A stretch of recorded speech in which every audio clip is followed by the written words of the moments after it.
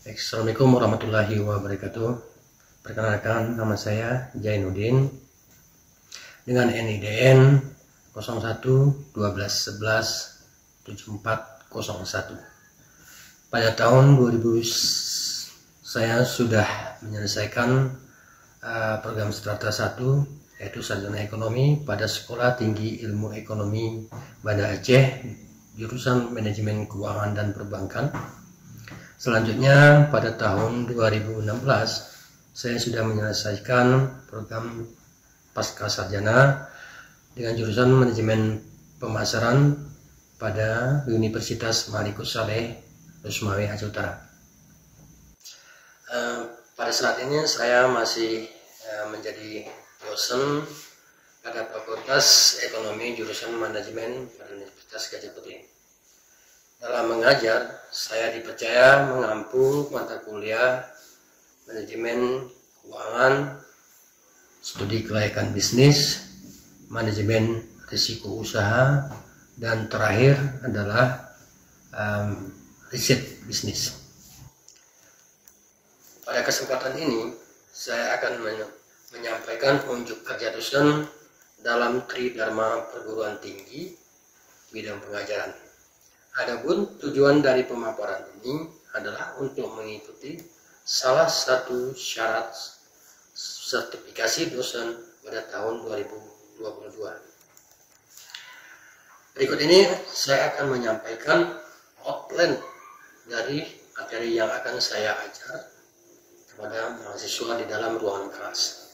Pertama adalah saya menjelaskan atau mendeskripsikan tentang mata kuliah yang saya ampu, yaitu mulai dari ruang lingkup tentang riset bisnis, kemudian mengenai masalah desain riset, proses riset, jenis-jenis desain dan kerangka penelitian, masalah dan variabel, teori dan kerangka berpikir, serta hipotesa. Selanjutnya di pertemuan ke-8 sudah ada ujian tengah semester. Pada pokok bahasan berikutnya, atau biasanya di pertemuan 9, saya akan melanjutkan pokok bahasan yaitu skala pengukuran, kemudian diikuti dengan rancangan kuesioner dan uji validitas, reliabilitas. Selanjutnya ada analisa data dan teknik pengumpulan data, penyusunan proposal penelitian mahasiswa, kemudian pelaporan atau presentasi penelitian mahasiswa yang sudah diusulkan sebelumnya. Poin kedua, saya akan menerangkan capaian pembelajaran mata kuliah atau CPMK. Selanjutnya, sistem pembelajaran atau metode pembelajaran, yaitu akan digunakan dalam perkuliahan. 4. Materi pembelajaran yang akan saya sampaikan. 5. Metode pembelajaran. Yang keenam, sistem penilaian dan teknik penilaian yang akan digunakan untuk mengukur kinerja mahasiswa serta indikator-indikatornya.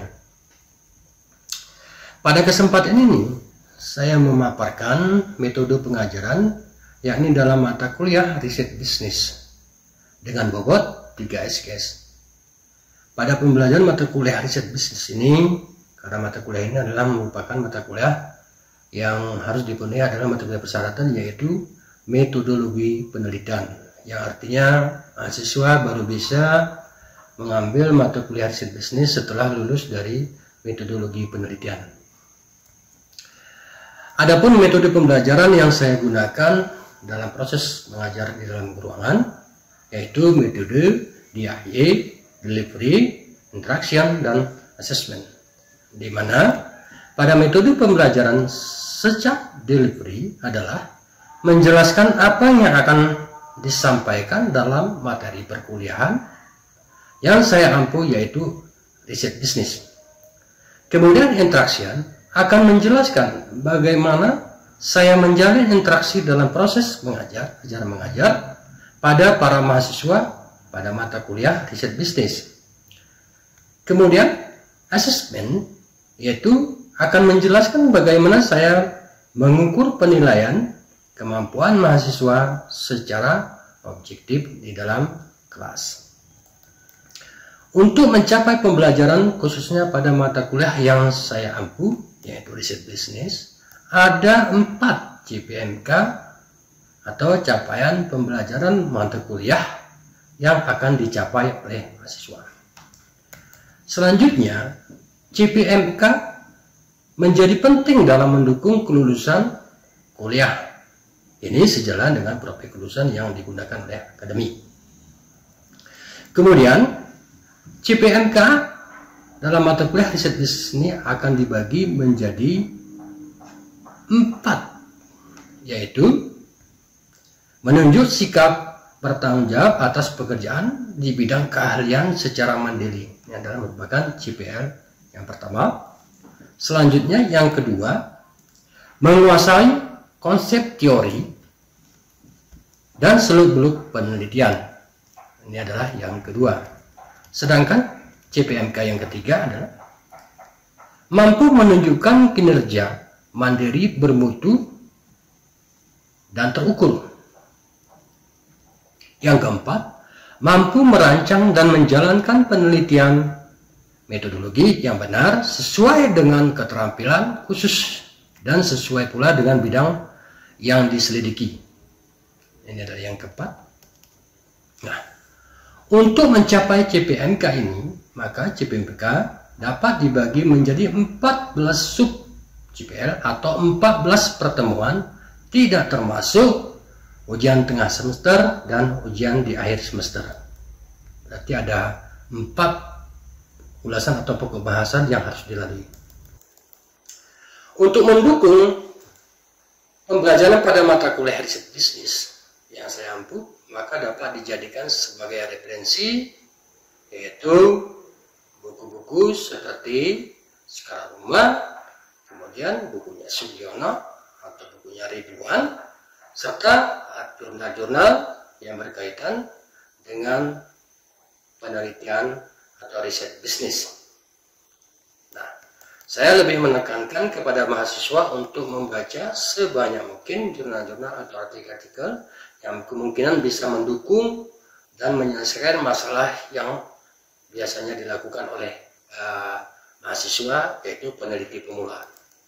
Sehingga ini akan ada hubungannya dengan penyelesaian berbagai macam masalah yang dihadapi oleh mahasiswa, tentunya adalah penelitian pemula, sehingga ia mampu memecahkan masalah yang dia teliti. Selanjutnya, untuk mempermudah delivery, saya menyampaikan mata kuliah riset bisnis pada mahasiswa secara teori dan kerangka, paradigma, serta pemecahan berbagai kasus riset bisnis.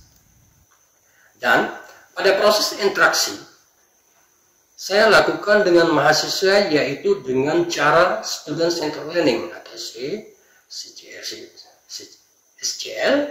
Kemudian metode SCL ini mengedepankan partisipasi aktif daripada mahasiswa dalam proses pembelajaran dan penyampaian mata kuliah. Dalam kelas saya melakukan proses interaksi dengan mahasiswa dengan cara memberikan pertanyaan dan penekanan kepada mahasiswa, dan biasanya sebelum kuliah dimulai saya sudah melakukan 5 menit sebelum proses pembelajaran sudah melakukan berbagai pertanyaan. Tentunya yang saya tanya adalah pertemuan-pertemuan yang sebelumnya. Serta saya akan bertanya pada mahasiswa saat pembelajaran, sehingga saya akan mampu mengetahui kematangan dan pengetahuan mahasiswa pada saat menerima materi yang saya berikan setiap pokok bahasan, sehingga saya tahu di mana kelemahan daripada mahasiswa. Kemudian saya akan menerapkan diskusi-diskusi atau presentasi yang memberikan pengetahuan yang diharapkan dan tingkat pemahaman materi yang disampaikan khususnya pada mata kuliah riset bisnis.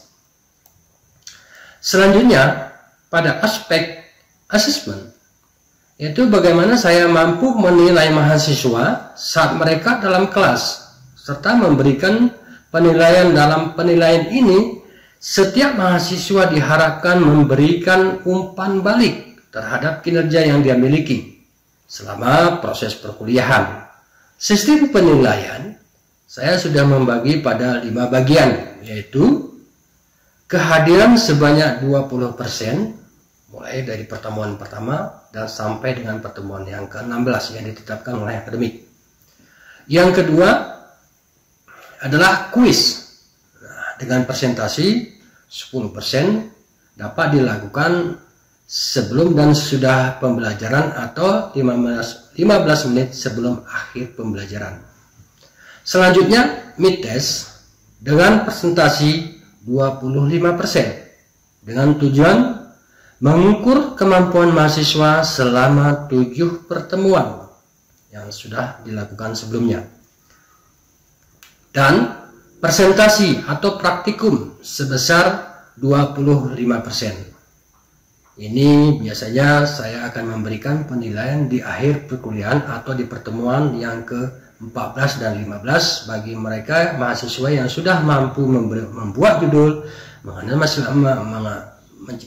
mengetahui masalahnya dan mampu mengikuti kerangka penelitian atau usulan proposalnya. Mereka melakukan presentasi dan ini akan diberikan nilai 25%.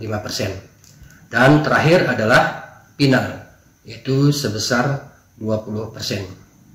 Tentunya di awal kuliah dalam kontrak pembelajaran, saya dengan mahasiswa sudah melakukan kesepakatan bersama tentang besarnya presentasi penilaian. Sehingga setelah ini saya akan menampilkan bagaimana proses ajar mengajar di dalam kelas. Mari kita saksikan.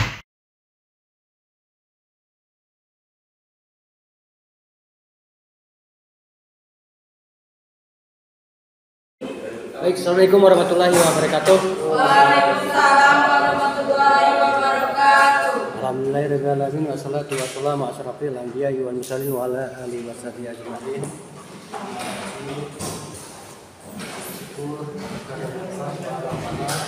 Yang mana beliau masih memberikan kesempatan kepada kita untuk menjalankan berbagai aktivitas. Selawat juga beriring salam kita sajikan ke pangkuan Nabi besar Muhammad Rasulullah SAW, yang mana beliau membawa kita dari alam kebodohan ke alam yang berpengetahuan seperti saat ini. Baik Ibu Bapak, sesuai dengan RPS, pokok bahasan pertemuan kali ini adalah tentang skala pengukuran. Baik, skala pengukuran. Nah, kita mulai ya. Materi sudah kita sampaikan ya, sudah saya kirim. Skala pengukuran adalah suatu alat yang digunakan oleh peneliti dalam usaha memperoleh nilai mengenai suatu variabel. Apa yang hendak dia ukur. Artinya si peneliti dalam melakukan riset tidak mampu mengukur apa-apa jika dia tidak mengetahui skala pengukuran. Ya. Kalau begitu, bagaimana peneliti harus tahu apa itu skala? Ya, skala pengukuran. Skala pengukuran ada 4. Ya, kita lihat skala pengukuran. Pertama adalah skala nominal.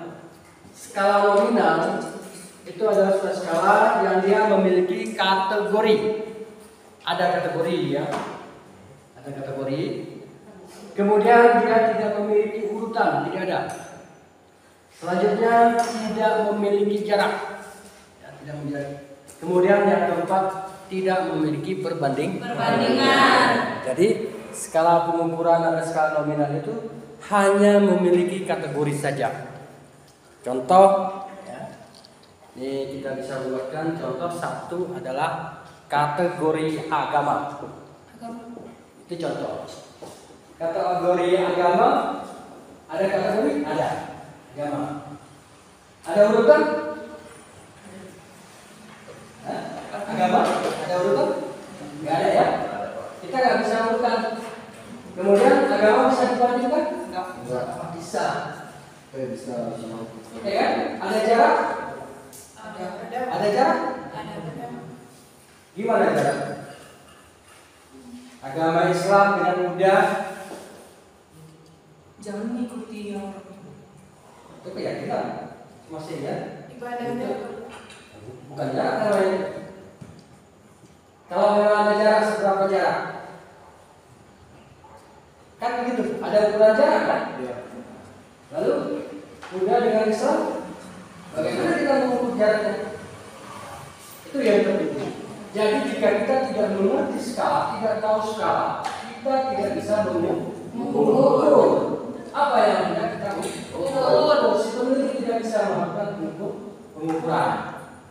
Ya.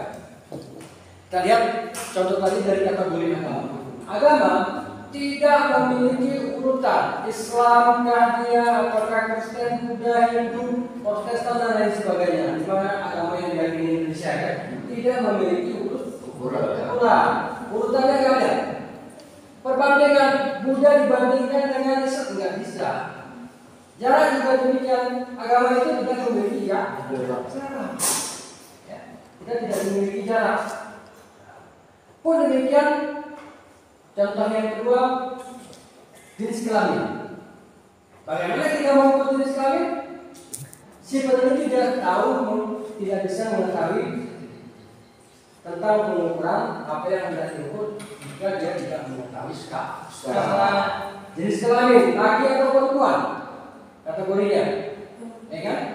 Bisa. Bisa diurutkan. Laki-laki dulu, baru perempuan, atau perempuan dulu, baru laki-laki. Ya, bisa. Kan? Berarti dia skalanya nominal. Ada perbandingan laki-laki dan perempuan. Apa perbandingan?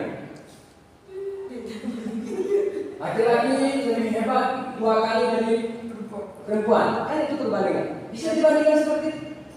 Di mana hebatnya laki-laki? Juga demikian. Perempuan hebat, berapa kali hebat itu laki-laki? Ada, maka dia skalanya adalah skala nominal. Apa lagi yang hendak kita ukur? Yang dia hanya ada memiliki kategori. Ini sudah kita contohkan. Pertama adalah kategori agama, kategori jenis kelamin. Ya. Nah, kita mau lihat. Ini saya kira berbeda pasti. Kategori warna. Beda. Nah, gitu ya. Ada urutan warna? Ya. Ada kategori warna. Urutan? Tidak ada. Hitam dulu, putih dulu, oranye dulu. Tidak ada. Ya kan? Nah, itu adalah model-model dari skala pengukuran. Ya, contohnya skala nominal. Kemudian kita lihat apakah dia memiliki urutan, tidak memiliki jarak nggak antara hitam dengan putih, antara kuning dengan merah? Ada, hanya maknanya yang beda-beda kan? Kemudian ada perbandingan. Apa? Apa? Putih lebih keren dari hitam gitu? Enggak juga Pak. Nah, juga berarti tidak memiliki perbandingan. Kalau di kategori suka, oke. Saya lebih suka ini dibandingkan itu, ya boleh. Berarti kategori ini suka, bukan kategori warna. Ya tak? Nah, itulah lagi.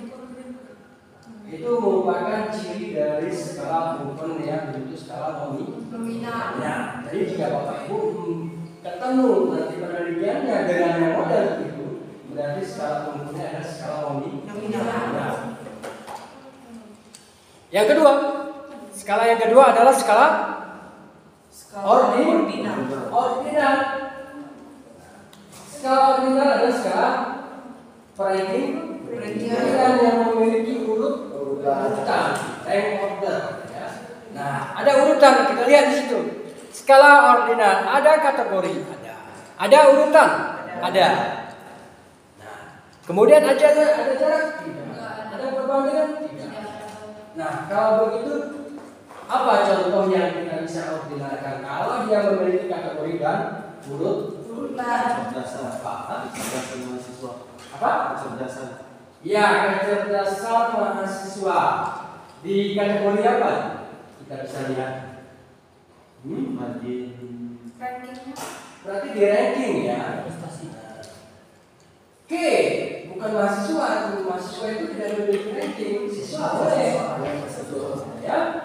Atau di kategori jabatan. Gitu ya. Mulai dari kepala dinas, kemudian kita urutkan dia sampai ke kabin, kemudian ada kasih, ada staf, ada cleaning service, atau dari bawah sampai ke atas. Atau kalau kita mau sebut dia 1 2 3 4 5 5 4 3 2 1. Itu adalah berarti ada urutan. Itu dia. Jadi kalau dia memiliki urutan, ada kategori, tidak memiliki jarak, berarti skalanya adalah skala ordinal. Apalagi yang kita bisa tahu dari skala ordinal, contoh lain? Apa kira-kira Bu? Musik? Selain dari itu,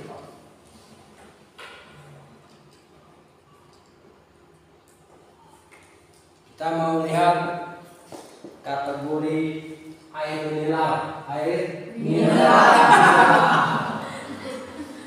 Nah, kita lihat dari sisi posisi marketnya, market leadernya. Itu kalau mau kita lihat dari atas sampai ke bawah, kita urutkan dia dari segi permintaannya, kategorinya.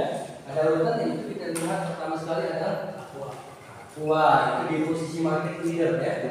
Pemimpin pasar. Kemudian disusul challengernya apa? Challenger penantang kita. Ya, mineral. Ya, ini sebagai penantang. Apalagi Ades, kan ya. Mon Aqua ini ada sebagai challenger penantang. Followernya apa Bu? Pertama tadi adalah market leader ya. Challenger penantang. Kemudian followernya itu aja. Aksa, ya. Aksa, gitu ya. Itu adalah sebagai follower. Dan ada disebut dengan cium pasar, ya. Nature, ya. Itu adalah sebagai yang paling terakhir sekali, ya. Itu seperti air kuat, air isi ulang, RO, gitu ya. Nah, ini pasar yang sangat kecil, gitu ya. Kita mau lihat dari atas sampai ke bawah, kita urutkan, atau dari bawah sampai ke atas seperti itu. Jadi kita bisa posisikan dia, ini perankingan atau tidak, memiliki urutan atau tidak. Kalau memiliki urutan, berarti dia ordinal. Kita lihat dulu, karena ada jarak. Kalau ada jarak, berarti dia ada di internal. Bukan itu dia. Yang ketiga adalah skala interval. Skala interval itu kita lihat. Kalau kita lihat di kategorinya, ada kategori skala interval? Ada urutan? Ada. Ya kan? Kemudian ada perbandingan? Tidak. Perbandingan tidak. Tidak ada. Ya. Ini kita bisa contohkan apa yang memiliki interval. Ada kategori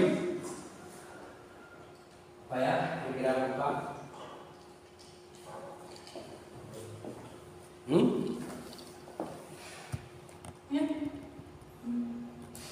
Apa mati ya?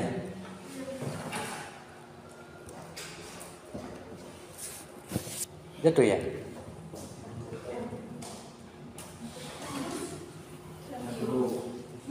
Nah, kita lihat di skala interval.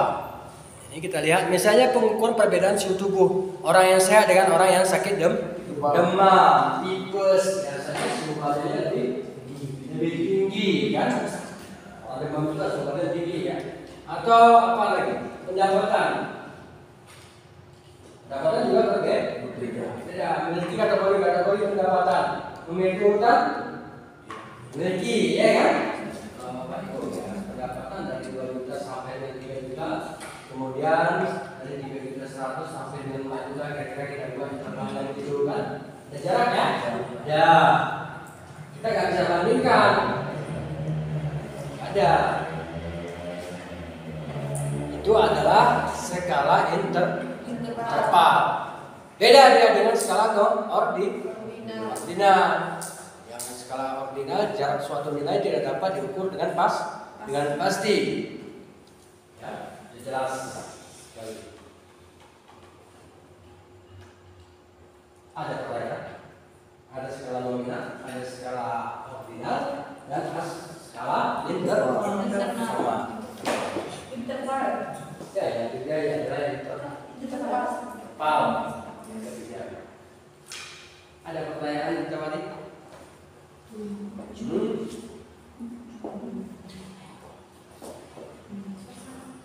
Kalau bulan mulai Januari sampai Desember itu skala apa? Kalau kita lupakan. Bulan Januari sampai dengan Desember.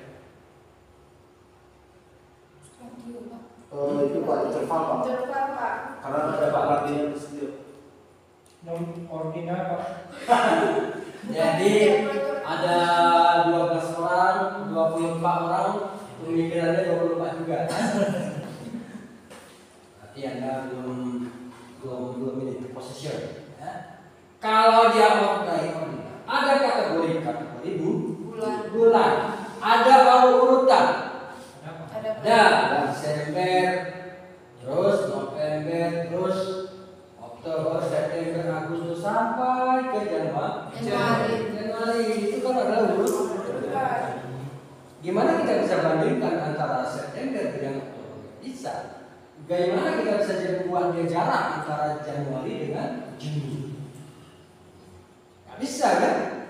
Jadi dia adalah ordinal. Kuncinya Bu, nggak usah pusing-pusing. Kalau dia sudah ada ranking berarti dia merupakan ordinal. Tapi kalau udah di ranking ada kategori, ada di ranking kemudian ada jarak, nah berarti dia interval. Itu tadi ya, pendapatan 1 juta sampai 2 juta, 2 juta 100 sampai dengan 3 juta, 3 juta 100 sampai dengan 4 juta. Itu kan ada kategori pendapatan, ada urutan ya.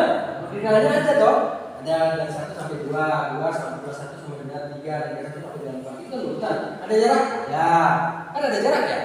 Berapa jaraknya antara kelas 1 dengan kelas 2? Ini kalau Bapak Ibu belajar di statistik awal udah tahu ya rumus Stargess ya. Mengukur interval bagaimana. Seingat kan? Apa rumus Stargess? Ya. Bagus. Ya sama dengan 1 ditambah 3,3 kali log n, mantap. Benar. Jadi Bapak Ibu masih ingat. Kita bisa lihat ya, berapa banyak kelas, berapa ranknya, berapa jaraknya, berapa intervalnya, kita bisa lihat itu dengan rumus masing-masing. Berarti daya ingatnya harus kuat statistiknya. Bukan statistik itu merupakan peralatan Bu. Ya. Selainnya bukan, selainnya juga ya. Tapi memang alatnya sebenarnya dalam menentukan kesimpulan di statistik. Ya.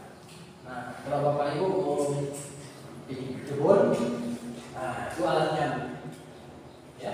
Yang keempat adalah skala rasio. Skala rasionya ada kategori, ada ordinal, ada, kemudian ada jarak, ada, dan ada perbandingan. Apa ya kita bisa contohkan? Tapi di skala rasio ini mutlak nol, absolut, ya nol. Ada kan usia 0 tahun? Ada. Kapan dia lahir? Baru lahir ada 1 hari. Nol, mutlak, begitu ya. Ada perbandingan, ada.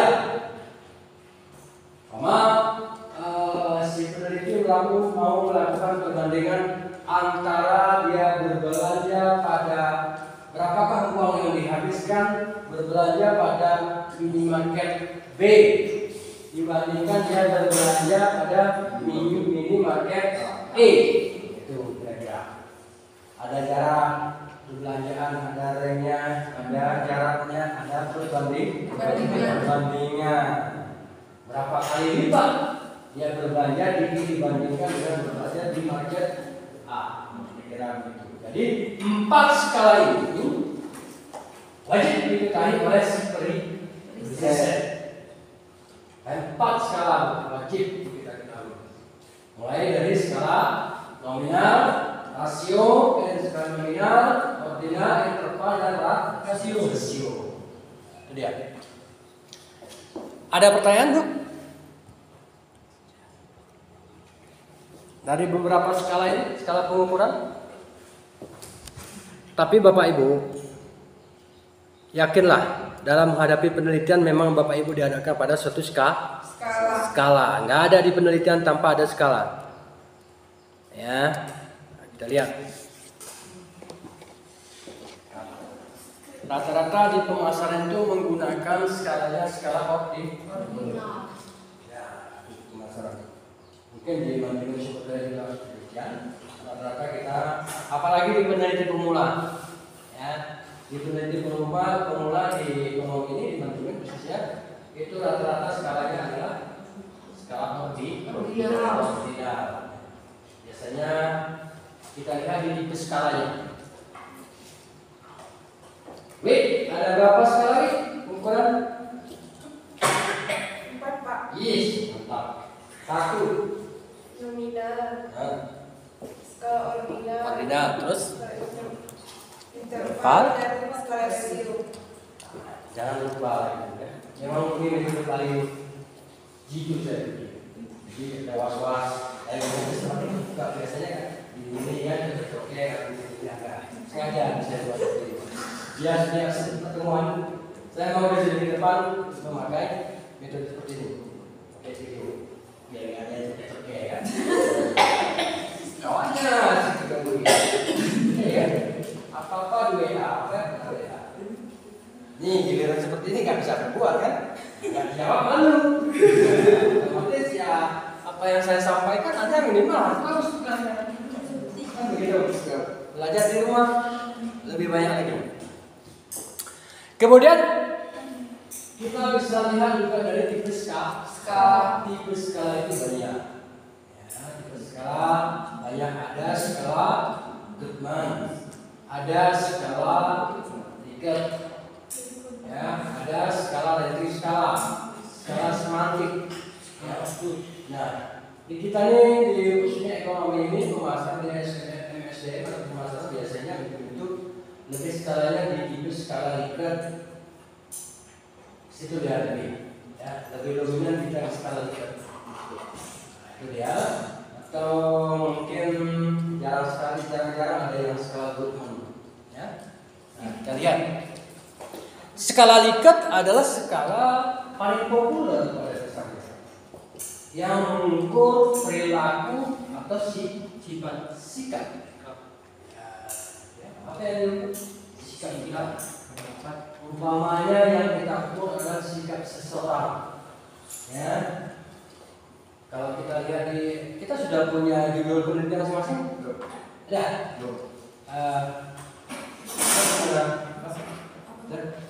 Judul penelitian apa? Judul penelitian khususnya?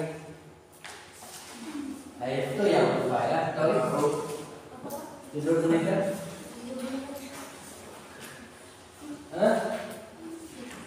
Belum ada?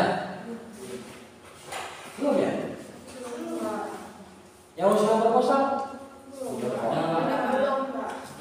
Apa? Yang usul proposal? Belum. Gak terbiasa mungkin di kelas ini gak ada yang lain yang berjalan. Ganti cuma variabel objek sama Nah itu Pak. Kualitas. kualitas produk terhadap kepuasan pelanggan. Lalu ya, kita kuliah mau berakhir, tinggal beberapa pertemuan lagi. Anda sudah lalai. Kan saya sudah bilang, jika Bapak Ibu mengikuti langkahnya membuat sebuah proposal, kemudian dipresentasikan. Kalau memang layak proposalnya kita buka dan presentasinya berjalan bagus, kita kasih nilai plus. Gitu ya. Nah kalau kita lihat dari peneliti masing-masing, pengaruh kualitas produk dan harga terhadap kepuasan pelanggan pada kafe, namanya kafe santuy gitu ya. Nah kita mau ikut, mau mengukur ya, sikap daripada atau perasaan daripada konsumen yang datang atau pelanggan yang datang pada kafe santuy. dalam menikmati sebuah saji. Iya. Maka kita bisa ukur dia dengan menggunakan pendekatan skala ordinal atau tipenya ada skala di Likert. Ya, skalanya ada Likert karena mengukur sikap. Contoh, dari sisi kualitas produk kita tanya ya, pada konsumennya. Saudara, kira-kira dari segi kualitas adanya kesesuaian antara produk yang dinikmati dengan manfaat yang dirasa. Kira-kira jawabannya apa? Nah, kita bisa buat ya dengan cara memberi suatu alternatif jawaban dan kode dari jawaban masing-masing. Nah, seperti bisa buat dia membuat skor. Nah, mulai dari umpamakan tadi pernyataannya dari apakah manfaat produk yang disajikan atau yang dinikmati sesuai dengan yang dirasakan atau keinginan, begitu ya. Nah, apa kira-kira jawabannya? Berarti karena dia terhadap kepuasan, berarti skalanya kita buat skala Likert dengan membuat alternatif jawaban. Itu sangat puas, kita beri kodenya SP, ya, skornya bisa 5, puas dengan kode P dan skornya 4, kemudian bawahnya netral dengan kode N dan skornya kita buat 3. Tidak puas kode TP, kemudian skornya 2. Sangat tidak puas atau STP, skornya 1. Ini adalah unsur sikap. Nah, begitu seterusnya Pak. Bapak Ibu buat kuesionernya. Kalau umpamakan kualitas pelayanan itu, kualitas produk itu ada 5 pertanyaan. Ya. Itu minimal 5 pertanyaan Pak. Ya, karena nanti akan diuji dia secara validitas dan reliability. Kalau dia dapat buang gitu. Oke, tinggal berapa? Ya, minimal 35 lah. Itu paling miskin sekali ya, ada 2 kuesioner. Setiap satu variabel itu 5 pernyataannya ya. Nah, itu dia. Apa lagi? Dari sisi harga, keterjangkauan harga produk yang disajikan dengan manfaat yang kita rasakan, kan begitu ya? Kalau merasakan, nah jawabannya apakah nanti sangat puas begitu ya? Itu tergantung. Kemudian terakhir ada variabel kepuasan. Apa kira-kira pernyataannya? Oke, barangkali pernyataannya secara keseluruhan saya merasa puas atas layanan KP Santuy. Jawabnya apa? Sangat puaskah dia? Kita beri skor 5. Apakah dia puas? Skor 4. Kalau dia jawab tidak puas, maka dia skornya 2. Biasanya pelanggannya itu gak berulang-ulang ya. Pelanggan itu biasanya hampir mendekati dia loyal. Ya, kalau sudah lagi dia lebih dari 3 kali, 4, 5 sampai seterusnya, berarti adalah pelanggan yang loyal. Ya, jadi dia akan loyal. Itu adalah skala Likert. Kemudian ada lagi skala Goodman. Nah, skala Goodman ini dia biasanya lebih tegas dari skala Goodman ini. Biasanya ini berbentuk pertanyaan, bukan pernyataan. Ya, jelas. Kenapa? Biasanya hitam, putih, benar, salah, tinggi, iya, tinggi, 3, ya, tinggi, pendek, tinggi, rendah atau ya, panjang pendek, biasanya. Tinggi kan? Kayak itu sama dengan kayak perbandingan Pak. Apa? Kalau misalnya kayak tinggi rendah itu kan itu nggak kenal arti kata dia perbandingan Pak. Nah, tinggi dengan rendah bisa dibandingkan? Kok bisa Pak? Nah, gimana? Bisa Caranya? Pak. Ya, bisa Pak. Ordinal. Kan kalau tinggi Kalau misalnya dia rasio, ya cirinya udah jelas tadi ada kategori ada. Ya, kemudian ada urutan? Ada. Ada jarak? Ada. Berapa jaraknya? mau ukuran kita pasti. Nah, kalau mau dibandingkan, bagaimana kita bisa bandingkan dia? Nah, tinggi dengan rendah ya. Mungkin mungkin barangkali ya. Tinggi dan rendah itu bisa sama seperti di rasio. Tapi hitam putih nggak bisa ya? Bisa. Iya tidak? Iya tidak bisa. Nggak bisa juga. Karena dia jika bertanya apakah pertanyaannya dia suka warna? Suka atau tidak suka? Nah, maka saudara menyukai warna baju ini kuning. Apakah saudara menyukai warna baju kuning? Tidak. Jawabannya jelas, nggak ada ragu-ragu kan? Nggak ada. Nah, kita lihat dulu skala terkait perbandingannya. Kita lihat dari pohon yang tinggi. Nah, makanya itu kategorinya pohon yang tinggi. Apakah pohon tinggi itu menunjukkan dia kuat? Ya, makanya ya, tidak dan sangat tegas. Kuat atau tidak? Nah, saat ini di kategori pohon, pohonnya bagaimana kan begitu? Ini sulit kita mengukur. Tapi yang jelas dia ada masuk di tipe skala Goodman. Ya. Jadi kalau dia apa? Kita lihat tergantung dari kategori masing-masing. Ya. Ada pertanyaan?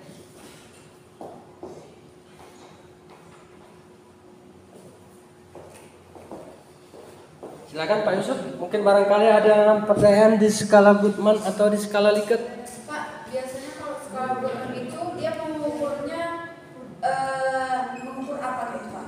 Kalau misalnya Likert tadi kan mengukur perilaku. Ya, untuk skala Goodman itu biasanya ya, orang cirinya melakukan beberapa pertanyaan. Itu biasanya ya. Di pertanyaan bukan hanya memberikan bersifat diskrit ya, datanya bersifat kontinu, hanya ada 1, 2 benar salah begitu. Angka itu prosesnya benar diberi 1, salah diberi 2, bisa melalui proses kuantifikasi, bisa dilakukan prosesnya. Pemakan kita mau buat skor ya, tadi itu kan hasil proses kuantifikasi. Sangat puas, kita beri 5. Nah itu kan menunjukkan dia sudah ada proses kuantifikasi ya. Karena puas itu kan bagaimana kita bisa olah. Tidak puas bagaimana kita bisa menganalisa datanya kalau tidak dilakukan proses kuantifikasi. Maka harus dilakukan. Kalau benar berikan dia skor 1, kode 1, salah atau 0 begitu ya. Nah itu kan bisa kita buat melalui proses kuantifikasi. Kemudian ciri itu yang paling utama ya di skala Goodman, dia berbentuk pertanyaan.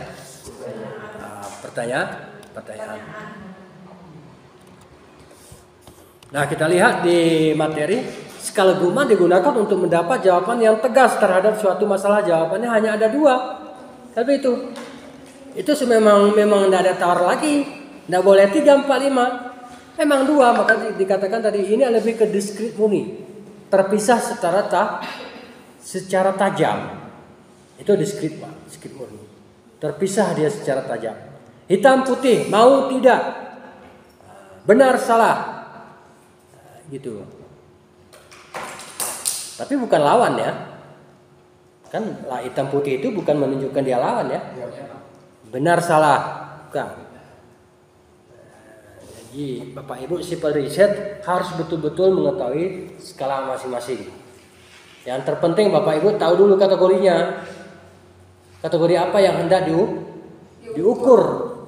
Nah, itu dia Bapak ya.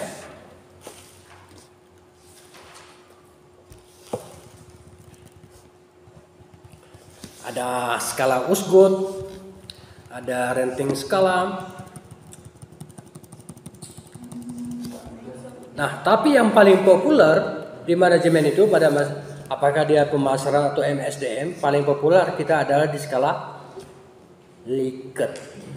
Ya, Bu ya. Ini model contoh skala Likert, Bu. Kita buat sini alternatif jawaban untuk mengukur sikap.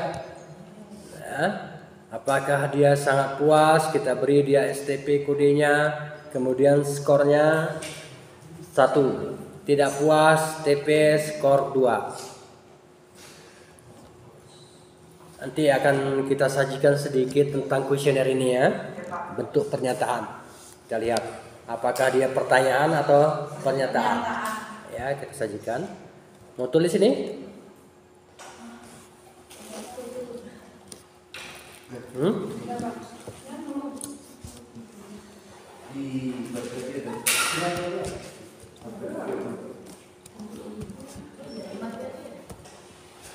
Ya, di materi ada. Dia mau mempertegas, lebih memperdalam lagi, nggak mau dia lihat materi. Nah, ini lebih dipertegas dia, karena takut ditanyain. Kan begitu ya? Itawari, ya kan? Ada berapa tipe skala di situ Itawari yang Anda tahu? Ada berapa tipe skala yang Anda tahu?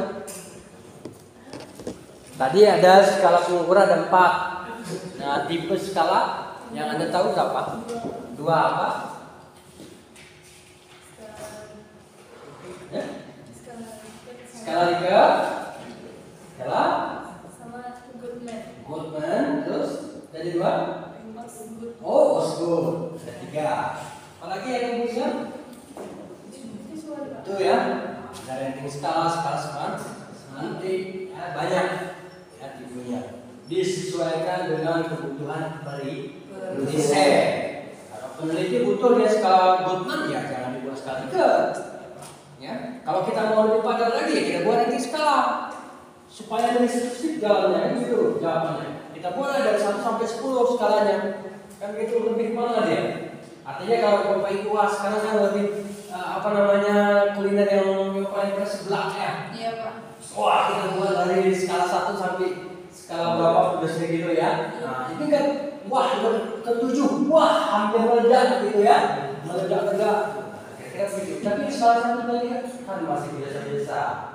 Gitu juga dengan sikap tadi, sangat puas. Kalau kita buat itu mulai dari 1 sampai 10, di mana sebenarnya beradanya?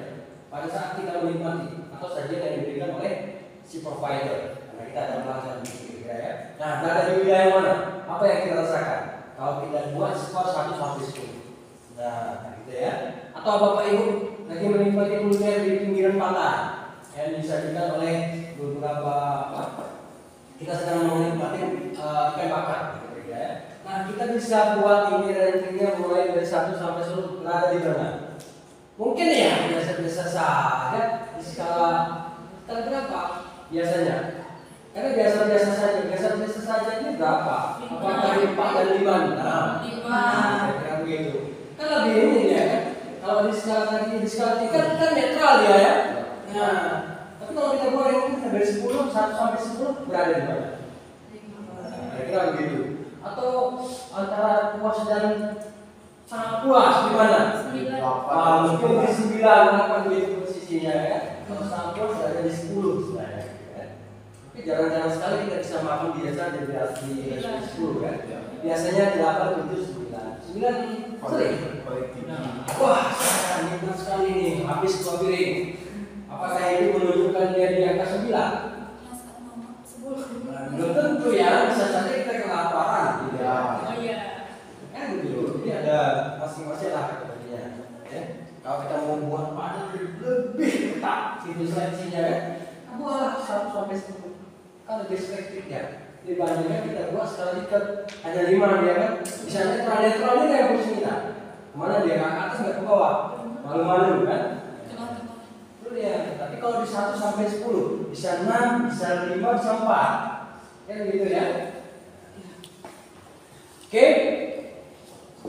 Gimana? Dalam? Ya.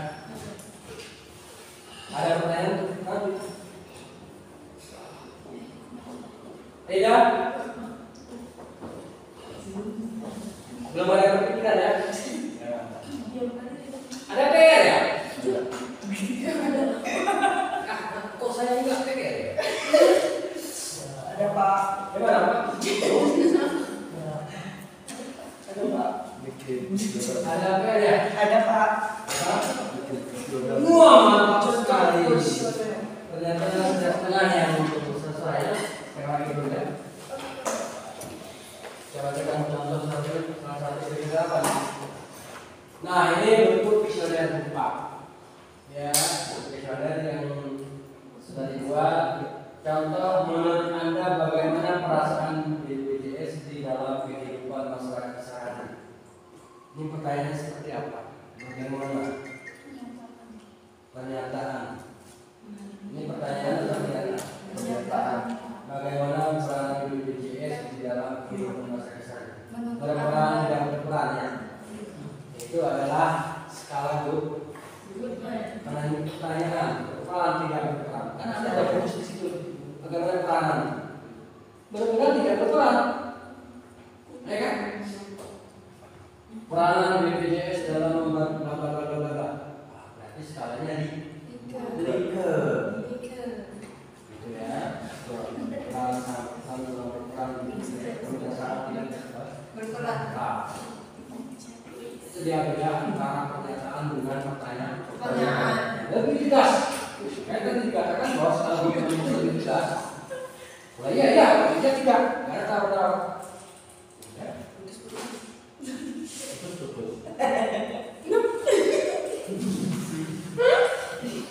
Apakah BPJS sangat membantu masyarakat dalam? Udah ditanya ya, apakah? Kalau apakah itu biasanya hanya jawabnya dua. Plus ya. Plus itu. Berarti good man. Apakah BPJS sangat membantu masyarakat dalam mengatasi biaya rumah sakit yang ditanggung? Ya jawabnya dua. Kan begitu ya, pasti dong. Membantu atau tidak membantu? Kan dua itu. Nggak lebih kan? Ini skalanya dulu. Ya lihat di sana. Ya kalau lihatnya. Apakah Anda merasa puas dengan konsumsi bahan bakar sepeda motor yang ada?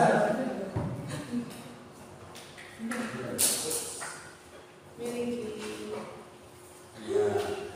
Ini kuesioner yang saya pun susah menjawab. Apakah Anda merasa puas dengan konsumsi bahan bakar sepeda motor yang Anda miliki? Kurang Karena BBM ini kan nggak ada istilah puas dan puas. Itu merupakan kebutuhan nggak pun ya harus ada isi. Ya masalahnya itu mungkin jelas. Tapi di ngomongin kualitasnya, yes. Ya, kalau kualitasnya berkualitas atau tidak berkualitas, Anda boleh bandingkan antara A dan B. Ya.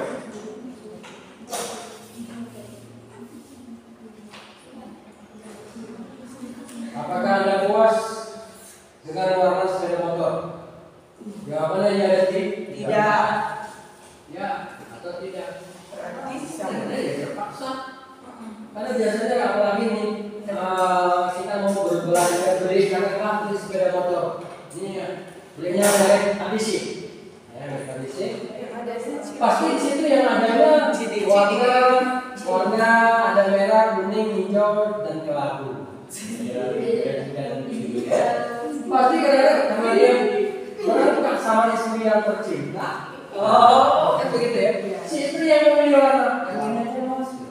Padahal suami kan enggak. Ini warnanya mungkin yang paling tebal. Istri kalau pilih yang merah atau kuning, yang apa, yang merah-merah gitu kan? Yang oranye lah apa? Suami juga dipenuhi, jadi istri dipenuhi, tidak suka kayak gitu ya. Biasanya pilihan warna itu ada di tangan istri penyanyinya. Ya ini berbentuk bukan. Ya tadi dua bintang. Saya mau lihat yang sekali kerja ya. Menurut Anda apakah? Ya pasti ini solusinya. Menurut Anda apakah pemerintah sedang melakukan yang sesuai dengan apa yang tinggal saja tidak kan? Ya atau tidak ya? Kan begitu, tidak bisa ragu.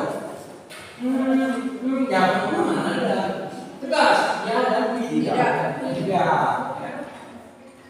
Menurut Anda apakah baik benar? Ini semuanya ya. Salah satu. Ya. Nah, ini saya tawarkan satu contoh skala Likert ya berbentuk pernyataan. Ya. Contoh ya, kita ambil satu contoh.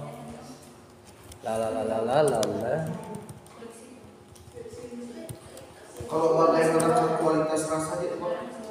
Jawabannya pasti. Kalau bagaimana tuh nggak ada remang-remang kan? Bagaimana rasa itu apa? Enak, tidak enak kan rasa ya kalau produk. Kecuali perasaan, sikap seseorang. Cintaku padamu sangat dalam, sedalam lautan samudra. Bagaimana kita mengukur? Nah, dalam sekali kan? Kita harus masuk di skala. Nggak mungkin kita nggak bisa mengukur sikap kita. Gimana cintanya pada dia? Coba. Kan rasa ya, perasaan. Bukan rasa di lidah. Kalau tadi kan rasa di lidah. Itu? Nah.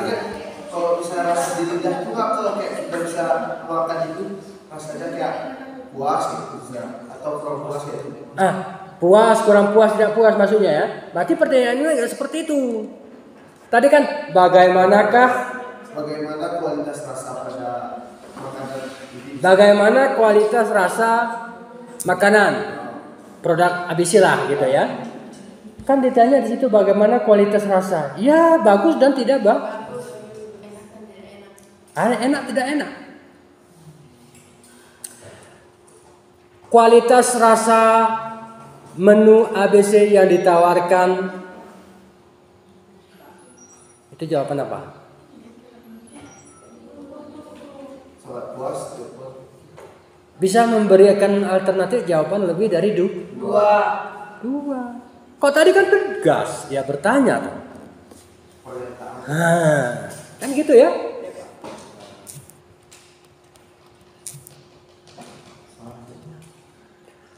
Umpamakan kita mau penelitian di tentang hotel ya, pelayanan hotel lah, gitu ya. Umpamakan ini kita buat contoh kasus di hotel ABC ya, hotel ABC. Produk yang ditawarkan hotel ABC bervariasi menurut kelasnya. Jawabannya apa? Kan nggak mungkin ya tidak ya? Kan pasti sangat setuju, kemudian netra atau kurang setuju, tidak setuju, sangat tidak setuju. Kita buat dia 5 tingkatan jawaban. Berarti ini adalah berupa liket ya 5. Ya 5. Saya merasa kualitas produk yang ditawarkan oleh Hotel ABC sangat baik dan tepat. Jawaban apa? Sangat setuju, tidak. Nah, itulah bedanya pernyataan dengan pertanyaan. Harga yang ditawarkan sangat terjangkau oleh para tamu yang menginap pada Hotel ABC. Setuju. Harga yang ditawarkan sesuai dengan manfaat yang dirasakan. Nah, kan begitu. Kecuali ya Bapak Ibu tanya nih yang Goodman. Apakah harga sudah sesuai dengan kemampuan Anda? Tegas ya. Sesuai atau tidak? Jelas sekali dia terpisah. Tegas sekali dia. Karena itu. Biasanya pertanyaannya nanti jawabnya dulu. Jangan terkecoh Pak, buat pernyataan. Ada di penelitian mahasiswa kita lihat di internet, kita lihat di kasus-kasus penelitian mahasiswa di universitas, khususnya di fakultas ini kita kalau mau baca di pustaka, banyak ada beberapa dia nggak bisa bedakan antara pertanyaan dengan pernyataan. Kadang-kadang kita sulit juga. Ini pertanyaan apa? Kalau dia pertanyaan kenapa jawabannya 5 lebih dari 2 ya?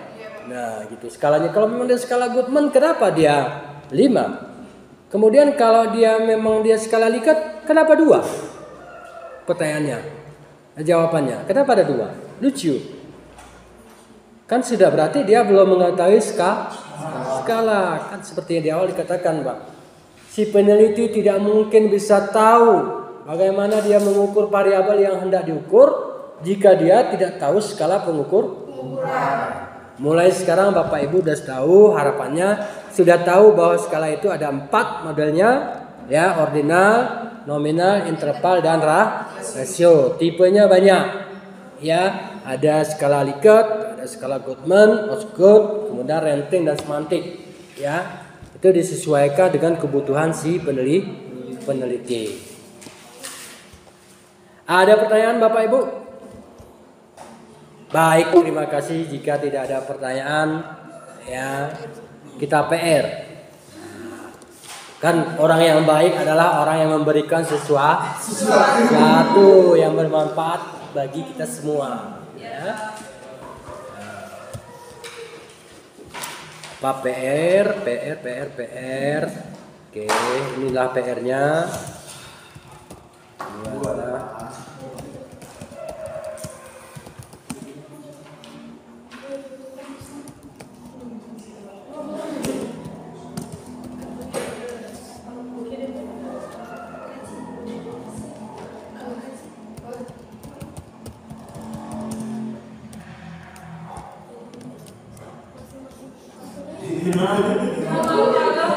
Itu ya.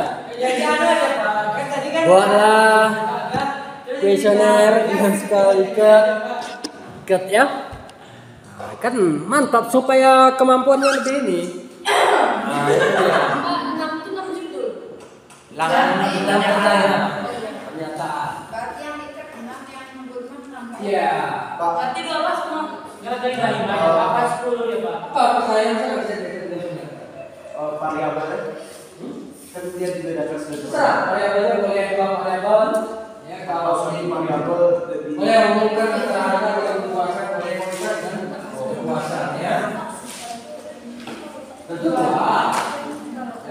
Silakan. Oke, jika Bapak Ibu sudah kita absen, ya.